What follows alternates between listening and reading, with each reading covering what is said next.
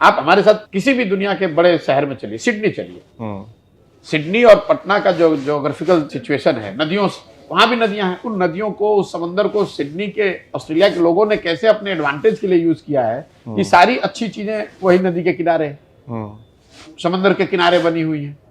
सारा टूरिज्म वहां पर है, सारे रेस्टोरेंट्स वहां पर हैं, पूरा उनका सर्विस सेक्टर वहां पर है, लोग उसी को देखने आ रहे हैं, करोड़ों रुपए आपको रेवेन्यू देकर जा रहे हैं। और वही पानी हम लोग के पास जहां है तो उसको हमारे लिए वो कर्ज है, नदी का आप कोई फायदा नहीं उठा रहे हैं। आप दुनिया के किसी भी देश में जाएंगे तो सबसे महंगी जमीन तो नदियों के किनारे की है, नदियों के किनारे, समंदर के किनारे जमीन जो है वो सबसे महंगी है। और बिहार में नदियां जहां हैं, नदियों के किनारे सबसे गरीब और सबसे बदहाल दशा में रहने वाले लोग हैं, क्योंकि आपके पास वाटर मैनेजमेंट की ना कोई समझ है, ना कोई टेक्निक है, ना आपने कभी कोई प्रयास किया, ना उस नजरिए से आपने देखा ही नहीं है how this can become your asset. आप नदियों को इतना ही जानते हैं कि बांध के इनको पानी रोकना है, अब बांध टूटेगा तो फिर अगली बार बालू ला के डालना है, उसमें कुछ पैसा। ये हर साल का मुद्दा है सर, बाढ़ का तो मुद्दा खत्म ही नहीं होता, हर साल काम भी किए जाते हैं। आपने उसको, नदियों को उस नजरिए से आपने देखा ही नहीं। मतलब India which is a water deficient country, उसमें सबसे बड़ी बिहार की जो ताकत है कि यू आर वाटर सरप्लस। आपके पास लेबर ज्यादा है लेकिन आप लेबर को हार्नेस नहीं कर रहे हैं, आपके पास पानी ज्यादा है, आप पानी को हार्नेस नहीं कर रहे हैं, तो लेबर आज आपके लिए कर्ज बना हुआ है। कोई भी चीज जो आपके पास है, आप उसको बहुत बेहतर तरीके से यूज करेंगे तो आपकी स्ट्रेंथ बनेगी, उसको आप यूज नहीं करेंगे तो आपके लिए कर्ज हो जाएगा। वही बात बिहार के लिए है। बिहार में पानी की बहुतायत है।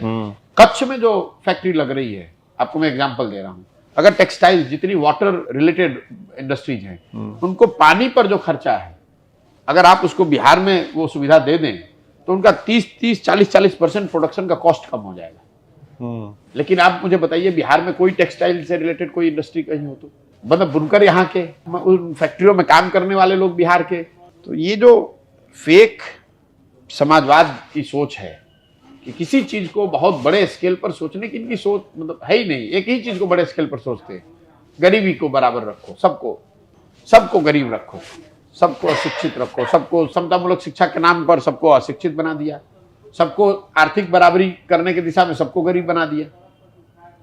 मतलब बिहार को बदला जा सकता है, जो बीमारू राज्य का दर्जा प्राप्त है, उससे बदला नहीं जा सकता है। बिहार को 10 साल में इस देश के 10 सबसे अग्रणी राज्यों में सबसे vibrant, economically, socially and otherwise can be made in 10 years time. और ये मेरी समझ, मैंने 10 साल 20 साल खुद काम किया है, देश दुनिया में काम किया है, हजारों लोगों से बात करी है, बिहार के लोगों से बात करी है, बिहार के बाहर से लोगों से बात करी है। ये बिल्कुल किया जा सकता है, क्योंकि इसके फंडामेंटल में जो 3 बात हैं, आपके पास लोग हैं जो मेहनत करने वाले लोग हैं, आपके पास जमीन है, यहाँ के जमीन में फंडामेंटल कोई प्रॉब्लम नहीं है, जमीन उपजाऊ है, और तीसरा आपके पास पानी है। ये 3 बहुत बड़ा एसेट है। आप गल्फ में जाएंगे, उनके पास पेट्रोल है तो पेट्रोल से वो अपना काम चला रहा है, आपके पास पानी है तो पानी से आपको सब कुछ, आपको पानी, जमीन और लोग, इन तीनों के कॉम्बिनेशन को हार्नेस करने की स्ट्रेटजी आपको बनानी है, and you will see how Bihar will shine. इसी पानी का उपयोग करके आप इंडिया में सबसे ज्यादा इलेक्ट्रिसिटी पैदा कर सकते हैं। इसी पानी का उपयोग करके आप सारे वाटर बेस्ड इंडस्ट्री को यहाँ शिफ्ट करा सकते हैं। इसी पानी का उपयोग करके आप दूसरे राज्यों में वाटर डेफिसिट जहाँ पानी स्टेट है उनको पानी सप्लाई कर सकते हैं।